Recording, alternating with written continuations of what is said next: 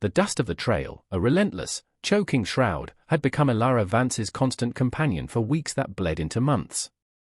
It caked her worn muslin dress, settled in the lines etched by premature worry around her eyes, and tasted of grit and dwindling hope. She was a silhouette against the vast, indifferent canvas of the West, a mail-order bride bound for a town she couldn't pronounce and a man she knew only from a terse, impersonal letter. Elias Thorne. His name felt as unyielding as the parched earth under the wagon wheels. She clutched the reticule in her lap, its meager contents a testament to a life shed, a past she prayed would not follow her into this raw, untamed land. Elara was not a woman given to dramatic pronouncements, even in the solitude of her thoughts, but a quiet desperation had propelled her westward, a whisper of a promise for a new beginning, however uncertain. The other passengers, mostly hardened men or families already acquainted with frontier life, paid her little mind. She was small, unassuming, her gaze often distant, fixed on the horizon as if searching for something more than just the next way station.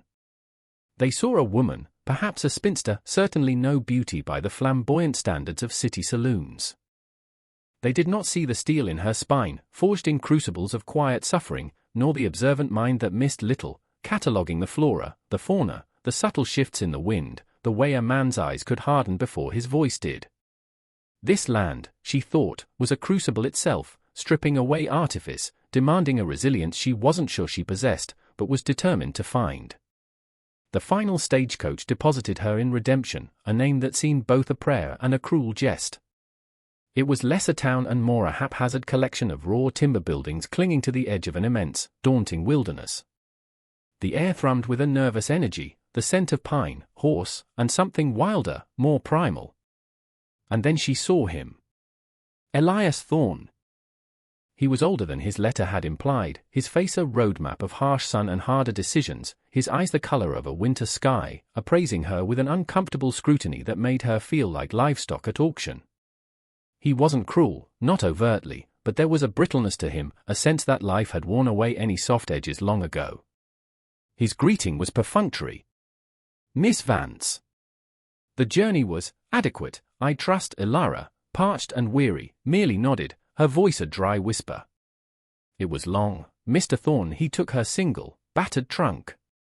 "The parsonage is this way. Supper will be ready soon. Tomorrow, we discuss the arrangements. The word hung in the air, cold and clinical, a stark reminder of the transaction that had brought her here.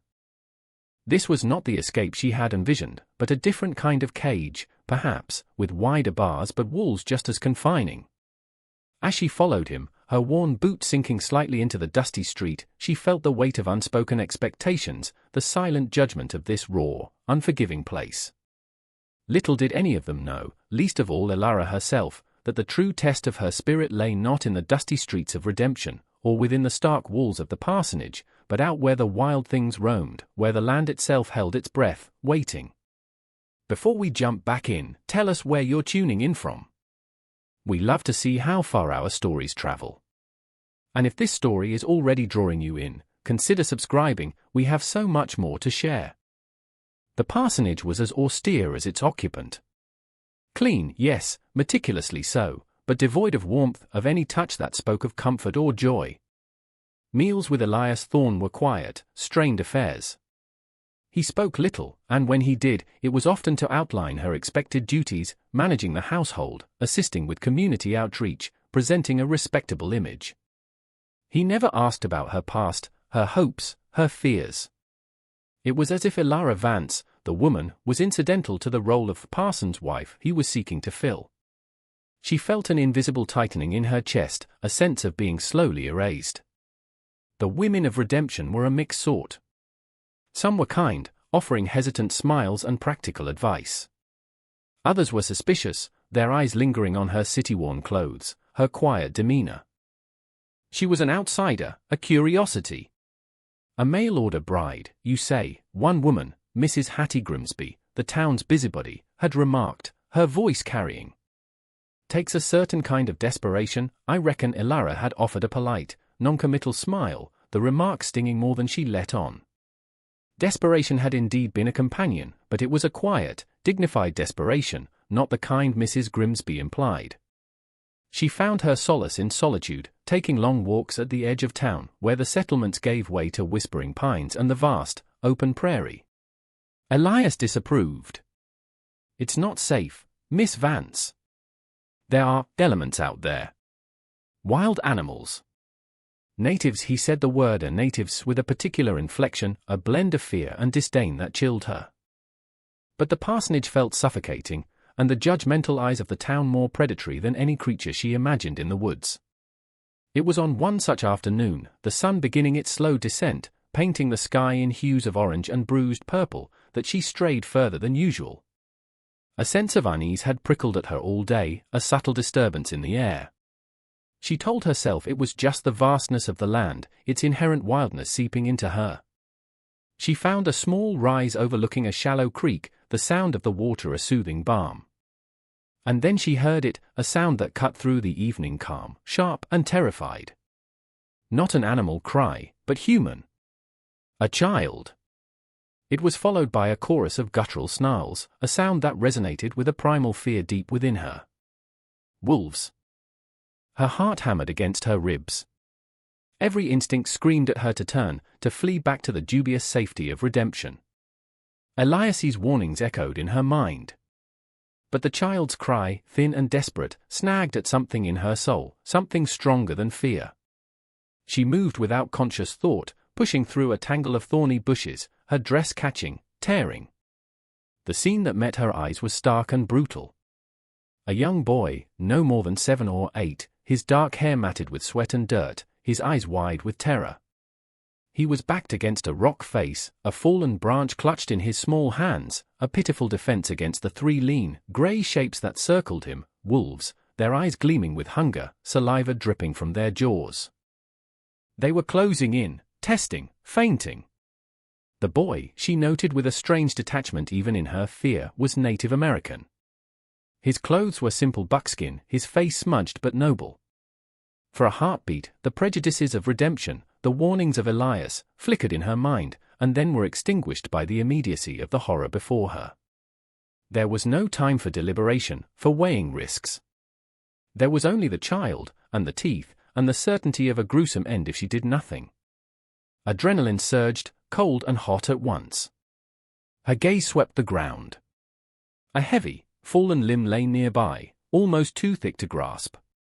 Her travel trunk, back in the parsonage, had contained a long, iron poker, meant for stirring embers but heavy enough to be a weapon. She cursed herself for not carrying something, anything. But desperation was a mother of invention. She screamed, a roar, sound that surprised even herself, trying to startle the beasts. One wolf turned its head, its yellow eyes fixing on her, a low growl rumbling in its chest. It was not enough. The largest wolf, the clear leader, lunged for the boy.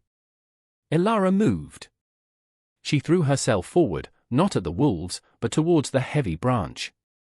With a strength born of sheer terror and a will she didn't know she possessed, she heaved it up. It was awkward, unbalanced, but it was something.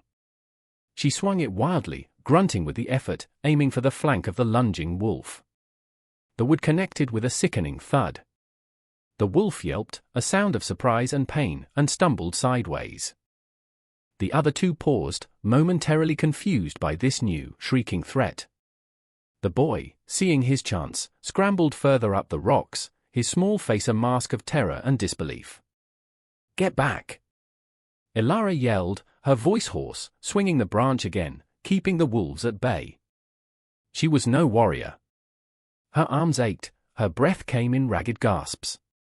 But in her eyes, there was a fire that the wolves, creatures of instinct, seemed to recognize as a genuine threat. One of them, the one she'd struck, limped slightly. The leader snarled, then, with a final, baleful glare, seemed to make a decision. It turned, and with a flick of its tail, loped into the deepening shadows of the trees. The other 2 followed, melting away as quickly as they had appeared. Silence descended, broken only by Elara's harsh breathing and the distant chirping of crickets. The branch dropped from her nerveless fingers. She sank to her knees, trembling violently, the adrenaline ebbing away to leave her weak and nauseous. The boy, still perched on the rock, stared down at her, his dark eyes wide and unblinking. She had saved him. A mail-order bride, a woman deemed too plain, too quiet, too insignificant by most, had faced down a pack of wolves. And in that moment, kneeling in the dirt, her dress torn, her hands bleeding, Ilara Vance felt more alive, more herself, than she had in years. The consequences of her actions, she knew with a dawning certainty, were yet to come. The silence stretched, thick and heavy. Ilara slowly got to her feet, her legs unsteady. The boy remained on the rocks, watching her with an intensity that was unnerving. He hadn't made a sound since her arrival, save for that initial, desperate cry. She took a hesitant step towards him. Are you all right?" she asked, her voice still raspy. He didn't respond, his gaze unwavering. He was clearly terrified, but there was something else there too, a watchfulness, an ancient wisdom in those young eyes. Just as she was about to speak again, the sound of approaching horses reached them, swift and purposeful. Not the plodding gait of settler ponies, but something lighter, faster. Her blood ran cold. Elias's warnings about natives echoed again. Had she saved this boy only to fall into the hands of his people, who might misunderstand, who might see her, a white woman, as a threat? A party of 5 riders broke through the trees, their movements fluid and silent, blending with the landscape until they were suddenly, undeniably present. They were Comanche, their faces stern, their eyes scanning the scene with keen alertness, the scattered earth, the scent of wolf and fear, Ilara standing disheveled, and the boy on the rocks. The leader, a man of imposing stature, his face etched with authority and a profound sadness, his gaze swept over Ilara, lingering for a moment, unreadable, before fixing on the boy. "Nakona!" His voice was deep, resonant, carrying an undeniable weight of command and relief. The boy, Nakona, scrambled down from the rocks and ran to the lead warrior, burying his face in the man's buckskin-clad leg, his small shoulders shaking. The warrior gently placed a hand on his son's head, his stern features softening almost imperceptibly. His eyes then returned to Ilara. They were like chips of obsidian, sharp and piercing, missing nothing. He saw her torn dress, the raw scrapes on her hands, the discarded branch. He dismounted with a graceful, powerful movement. The other warriors remained on their horses, their expressions hard, their hands resting near their weapons. The tension was a palpable thing, a live wire humming in the twilight air. Ilara stood her ground, though her heart pounded a frantic rhythm against her ribs. She knew no Comanche, had no way to explain. She could only hope her actions had spoken for themselves. The leader approached her slowly. He was taller than Elias, broader, radiating an aura of raw power and inherent dignity that made the parson seem like a pale imitation of a man. He stopped a few feet from her, his gaze unwavering. Nakona, peeking out from behind his father's leg, pointed a small, trembling finger at Ilara, and then at the area where the wolves had been. He spoke then, a torrent of soft, rapid words in his own tongue, his voice still laced with fear but also with an unmistakable note of awe as he recounted the encounter. Ilara could only guess at his meaning, but the boy's gestures, his wide eyes as he looked at her, were eloquent. The leader listened intently, his expression unchanging. When Nakona finished, a heavy silence fell once more. The man's gaze on Ilara was searching, profound.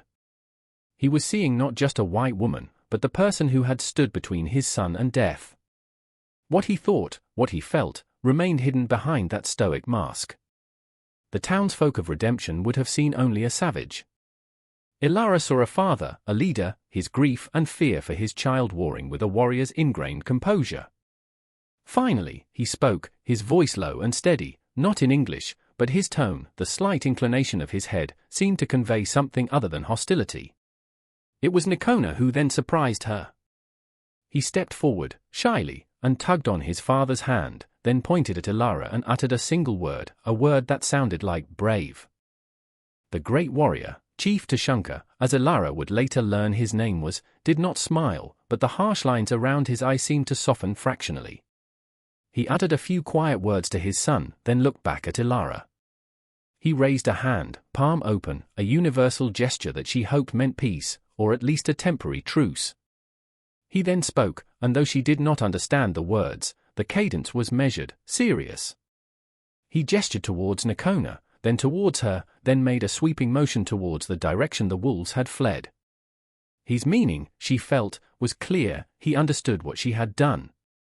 One of the other warriors dismounted and quickly examined Nakona, checking for injuries. Satisfied the boy was mostly unharmed, just terrified and scratched, he reported back to Tushunka in their own tongue. Tushunka then did something unexpected. He reached into a pouch at his belt and drew out a single eagle feather, its edges tipped with white. He stepped closer and, with a solemnity that brooked no argument, offered it to her. Ilara hesitated. She knew feathers held deep significance for the native peoples. To accept it felt momentous, a step across a line she hadn't even known existed. But to refuse it, after what had happened, felt unthinkable, an insult. She reached out a trembling hand and took the feather. Its barbs were soft against her skin, the quill surprisingly strong. Their fingers brushed, his skin warm and calloused, a fleeting contact that sent an unexpected shiver through her. Tushunka gave a curt nod, then turned without another word, swung effortlessly onto his horse, and with Nakona securely in front of him, led his warriors back into the wilderness as silently as they had come. Ilara stood alone, the eagle feather clutched in her hand, the scent of pine and horse and something wild and unknown lingering in the air. The return to redemption was a blur. She was covered in dirt, her dress was ruined, and the story of her encounter, when it inevitably emerged, would set tongues wagging. Elias Thorne met her at the door of the parsonage, his face a thundercloud. "Where have you been, Miss Vance? It is past dark. And look at the state of you. There is talk in the town. Mrs. Grimsby saw you heading towards the woods hours ago." Ilara, exhausted and emotionally drained, simply held up the eagle feather. "I was delayed, Mr. Thorne." "There was a boy, wolves." Elias stared at the feather as if it were a venomous snake. "Wolves? A boy? What nonsense is this? You were consorting with them." His voice dripped with disdain. "He was a child, Mr. Thorne. And they were going to kill him and you intervened? A woman alone? Against wolves? Do you take me for a fool, Miss Vance? You were likely dallying with those savages." The accusation, so unjust, so cruel after what she'd endured, snapped something within Ilara. The carefully constructed dam of her composure, eroded by weeks of Thorne's cold indifference and the town's petty judgments, finally broke. "Dallying," she repeated, her voice low and trembling, not with fear this time, but with a cold, rising anger. "I faced down 3 starving wolves while you, no doubt, were composing your sermon on Christian charity. That feather, Mr. Thorne, was a thank you from the boy's father. Perhaps if you ventured beyond your prayer books, you might understand there are other languages of gratitude, of courage, in this world." Elias Thorne was momentarily stunned into silence by her vehemence, by the fire in her eyes he had never suspected. He saw not the meek mail-order bride he had anticipated, but a woman transformed, a woman who had touched something wild and elemental, and had not flinched. "You will dispose of that pagan token," he said finally, his voice tight with displeasure. "And you will refrain from such reckless excursions. Your behavior reflects upon me, upon this church." Ilara looked down at the feather in her hand, then back at Elias Thorne.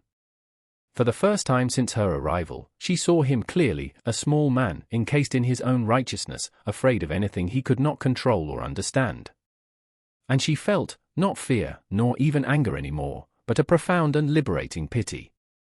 "No, Mr. Thorne," she said quietly, but with unshakable resolve.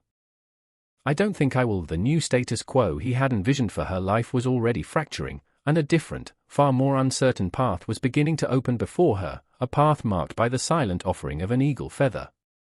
Preparing and narrating this story took us a lot of time, so if you are enjoying it, subscribe to our channel. It means a lot to us. Now, back to the story. The days that followed were fraught with a new kind of tension. Ilara did not dispose of the eagle feather. She kept it pressed within the pages of her worn Bible, a secret testament to an afternoon that had irrevocably altered the landscape of her inner world. Elias Thorne treated her with a frosty disapproval, his pronouncements on her duties becoming more pointed, his silences more judgmental. The town, fueled by Mrs. Grimsby's embellished accounts of Ilara's strange encounter and Thorn's thinly veiled displeasure, became a place of whispers and sidelong glances.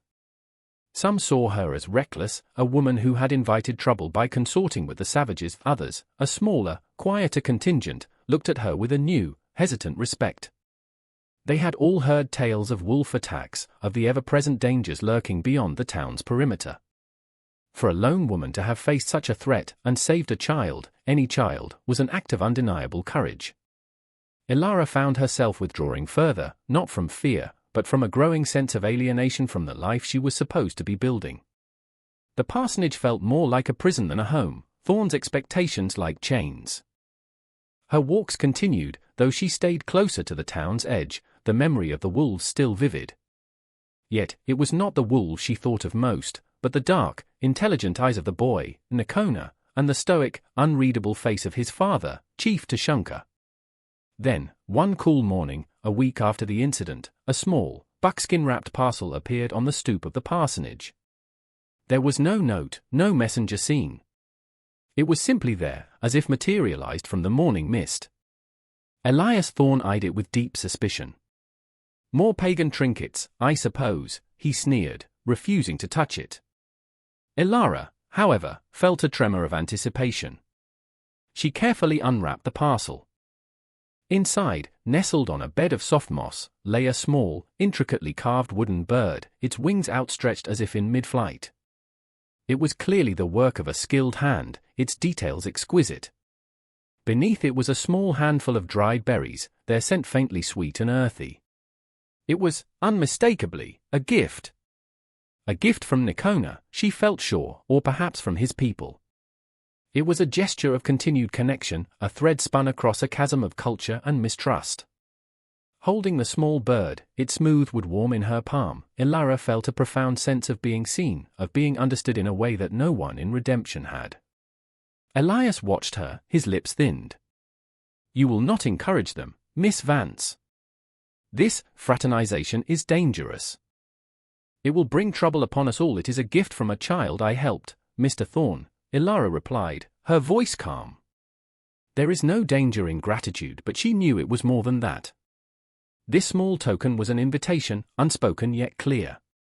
It was a test, perhaps, of her courage, of her willingness to step further outside the narrow confines of the life prescribed for her. The choice was hers, to retreat into the safety, however stifling, of Thorne's world, or to follow this fragile, uncertain path into the unknown. That afternoon, Ilara made her decision.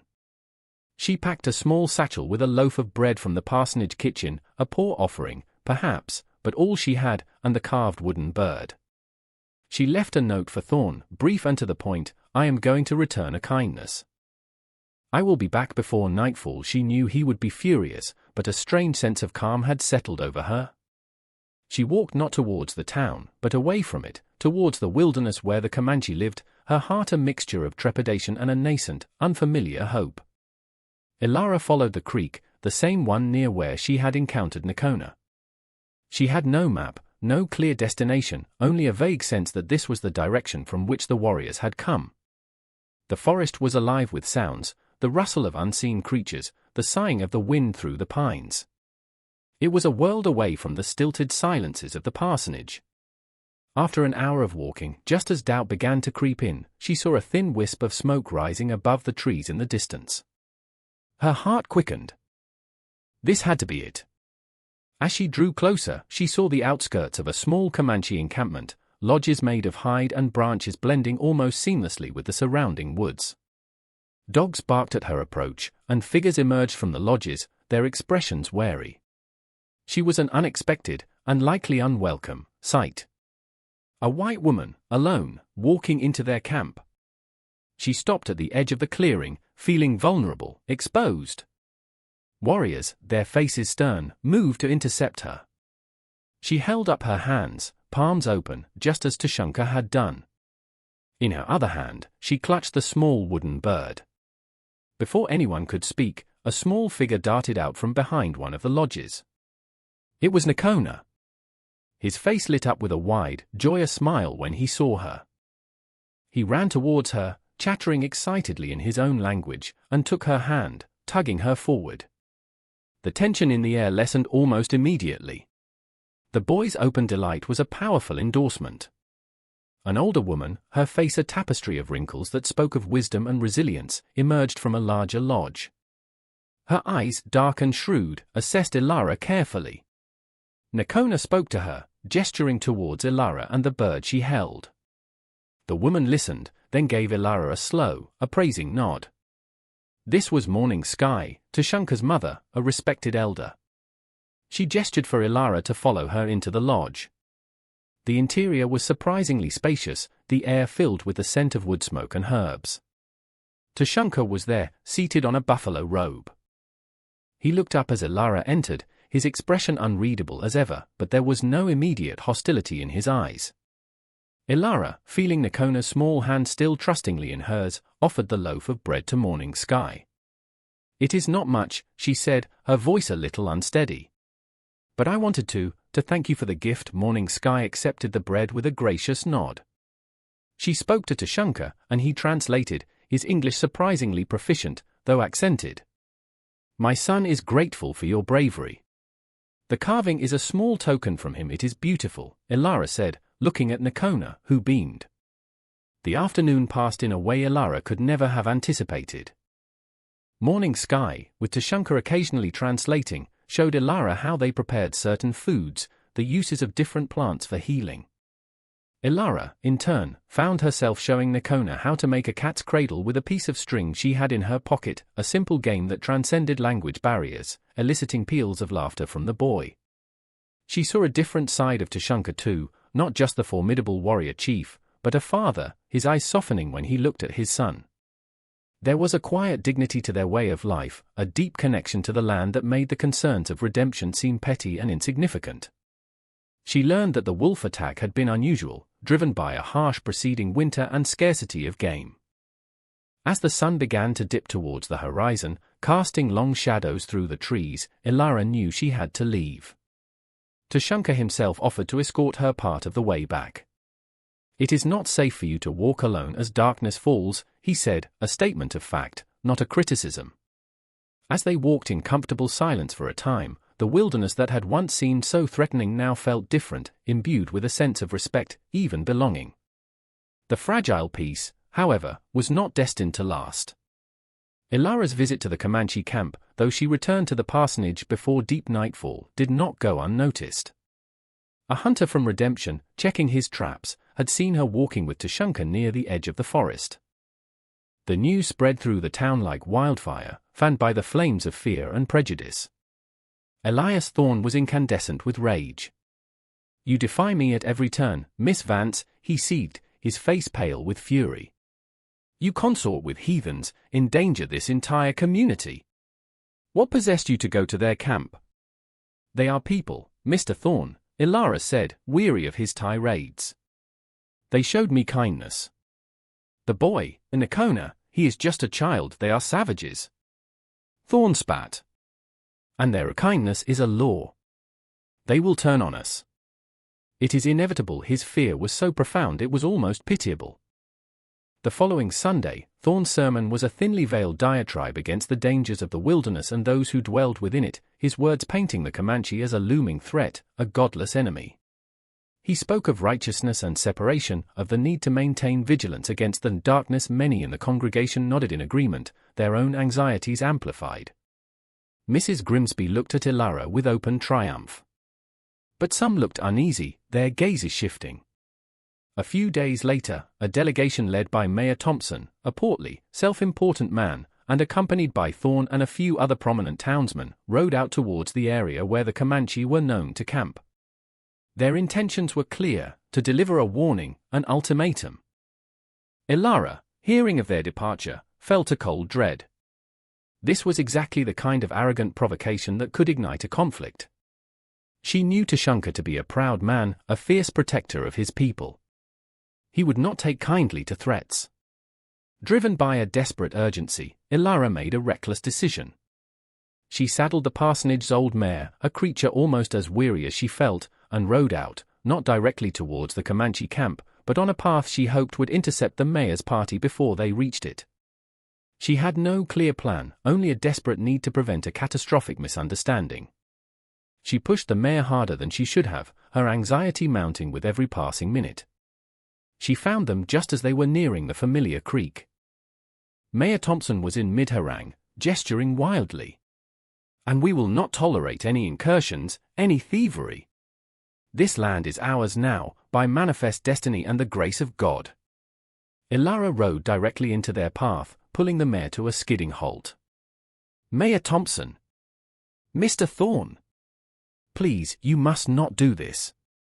The men stared at her, astonished. "Miss Vance!" Mayor Thompson sputtered. "What is the meaning of this? Get out of our way." "You don't understand," Ilara pleaded. "They mean no harm. Chief Tushunka is a reasonable man, but he will not be threatened. This will only lead to bloodshed." Thorne's face was a mask of cold fury. "She is bewitched by them, Mayor." Pay her no mind. Just then, from the trees on the far side of the creek, Tushunka and a dozen of his warriors emerged. They had clearly been alerted to the approaching party, their faces grim, their weapons visible. The air crackled with unspoken menace. Mayor Thompson's bravado seemed to visibly deflate. His hand twitched near the pistol at his belt. Ilara saw the situation teetering on a knife's edge. A single wrong move, a single panicked shot, and all would be lost. She had to act as a bridge, somehow, between two worlds poised on the brink of collision. "Mayor Thompson," Ilara said, her voice clear and steady, though her heart hammered. "Chief Tushunka is here. Let me speak with him." "There has been a misunderstanding." She turned to Tushunka, dismounting slowly, her hands kept carefully in sight. She addressed him, not in the halting English he knew, but with a respect she hoped transcended language. "Chief Tushunka," she began, looking directly into his eyes. "These men have come with worries, with fears. They do not understand your ways, just as perhaps we do not always understand theirs. But they do not seek war." Tushunka's gaze was like flint. He said nothing, but his eyes flickered to the armed townsman, then back to Ilara. He saw the fear in their posturing, the ignorance behind their aggression. He also saw Ilara, standing alone between the two groups, a fragile but determined barrier. Nakona, who had been concealed among the warriors, peeked out, his eyes wide with concern as he looked at Ilara, then at his father. Mayor Thompson, emboldened slightly by Ilara's intervention, puffed out his chest. "Tell him, Miss Vance, that we expect them to keep to their own lands, to not trouble the good folk of redemption." Ilara ignored him, keeping her focus on Tushunka. "There are some in my town who fear what they do not know," she said to the chief. "Just as there are some among your people who may distrust us. Fear breeds misunderstanding. Misunderstanding breeds conflict." Tushunka finally spoke, his voice low and resonant, directed at Ilara but clearly meant for all to hear.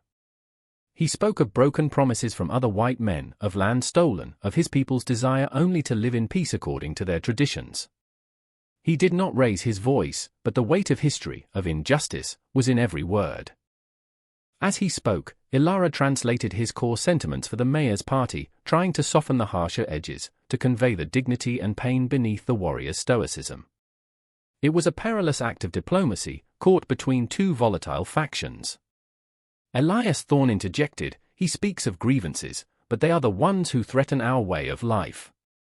They are savages, living without God." Before Ilara could counter, Tushunka's eyes narrowed dangerously at Thorne's outburst, a low murmur running through his warriors. The tension spiked.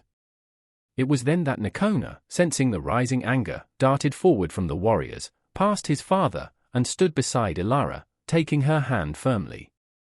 He looked up at his father, then at Mayor Thompson, his small face earnest. He said something in Comanche, his voice clear and surprisingly strong for a child. Tushunka's expression softened almost imperceptibly as he looked at his son. He then looked at Ilara, and a flicker of something akin to respect, perhaps even grudging admiration, crossed his features. He spoke again, this time more calmly. "My son reminds me," Tushunka said, his gaze returning to Ilara, and she translated, "that courage and kindness are not bound by the color of skin or the language one speaks.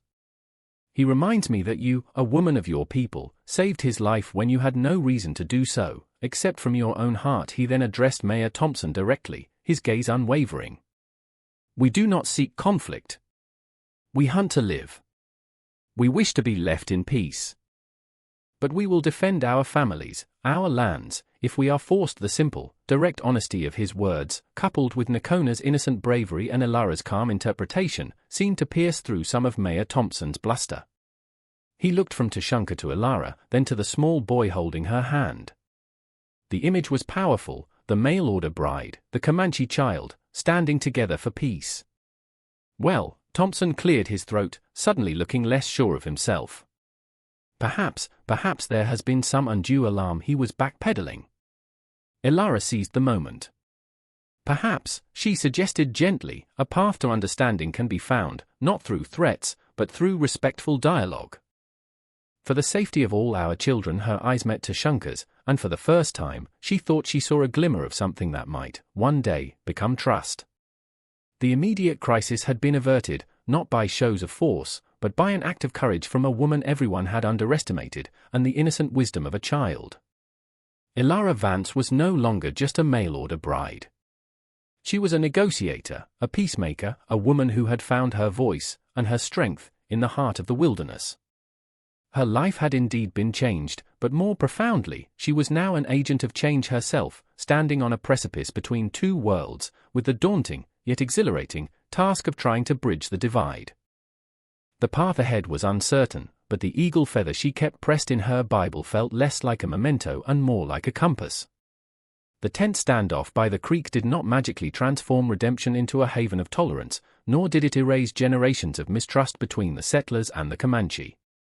But it was a beginning, a fragile crack in the wall of prejudice. Mayor Thompson and his men retreated, subdued and thoughtful, their aggressive posture deflated by the unexpected turn of events. Elias Thorne, however, was beyond placating. He saw Ilara's actions not as courageous diplomacy, but as outright betrayal of her own kind, of her expected role. "You have made your choice, Miss Vance," he told her that evening, his voice devoid of its usual bluster, replaced by a cold, final certainty. "You clearly do not belong here, in a civilized, God-fearing household. Your sympathies lie with them." He did not need to elaborate. Ilara met his gaze, no longer with defiance, but with a quiet acceptance. "Perhaps you are right, Mr. Thorne," she said softly. "Perhaps my place is not where I thought it would be." The arrangements he had spoken of upon her arrival were now definitively, irrevocably, null and void. There was a strange lightness in her, a sense of liberation from a future that had felt like a slowly tightening noose.